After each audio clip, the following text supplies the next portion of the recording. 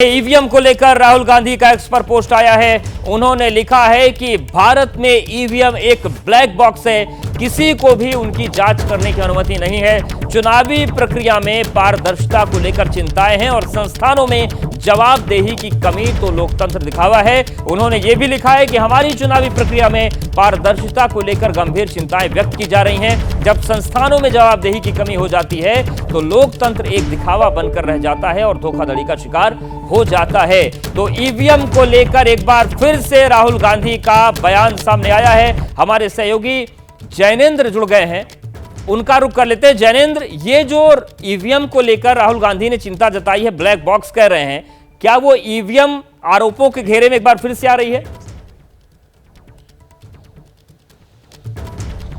बिल्कुल, देखिए एक बार फिर से ईवीएम को लेकर बहस शुरू हो गई है और इसकी शुरुआत एक तरीके से एलॉन मस्क ने किया है। उन्होंने ईवीएम को लेकर कहा है कि इसको हैक किया जा सकता है इंसानों के द्वारा भी और आर्टिफिशियल इंटेलिजेंस के द्वारा भी, और इसी बहस को आगे बढ़ाते हुए राहुल गांधी ने एक बार फिर ईवीएम पर सवाल खड़े कर दिए हैं और उसे ब्लैक बॉक्स करार दिया है। साफ तौर पर लोकसभा चुनाव नतीजों में जिस तरीके से विपक्ष ने बेहतर प्रदर्शन किया, इसके बाद बीते कुछ समय से जो है वो ईवीएम पर बहस नहीं हो रही थी। नतीजों के बाद ईवीएम पर सवाल नहीं खड़े किए गए थे, लेकिन एक बार फिर ईवीएम को लेकर के सवाल खड़े कर दिए हैं राहुल गांधी ने, और इससे साफ है, और विपक्ष के अन्य नेताओं ने भी इसको लेकर के बयान दिए। इससे साफ है कि विपक्ष जो है वो आने वाले दिनों में भी ईवीएम को लेकर के सवाल खड़े करता रहेगा और विपक्ष की मांग है कि वोटिंग जो है वो पेपर बैलेट से की जाए, क्योंकि जहां जहां मशीन होती है वहां पर गड़बड़ी की गुंजाइश होती है। जी बिल्कुल जनन, जिस तरीके से बातें उन्होंने कही कि पारदर्शिता को लेकर गंभीर चिंताएं हैं, संस्थानों की जवाबदेही नहीं है, लोकतंत्र दिखावा बन गया, यानी कि ये बड़े आरोप राहुल गांधी ने लगाए हैं,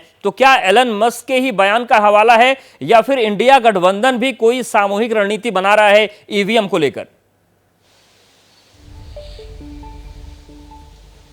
नहीं, देखिए फिलहाल तो राहुल गांधी का जो बयान है वो एलॉन मस्क के बयान के कॉन्टेक्स्ट में है। राहुल गांधी ने उनको कोट ट्वीट भी किया है और साथ में मुंबई की एक सीट पर शिवसेना के जो उम्मीदवार जीते महज 48 वोटों से, उनके रिश्तेदारों को लेकर के कुछ मीडिया में खबरें प्रकाशित हुई हैं कि किस तरीके से उनको एक्सेस था ईवीएम तक, उनके कार्यकर्ताओं को, इसको लेकर के आलोचना हो रही है।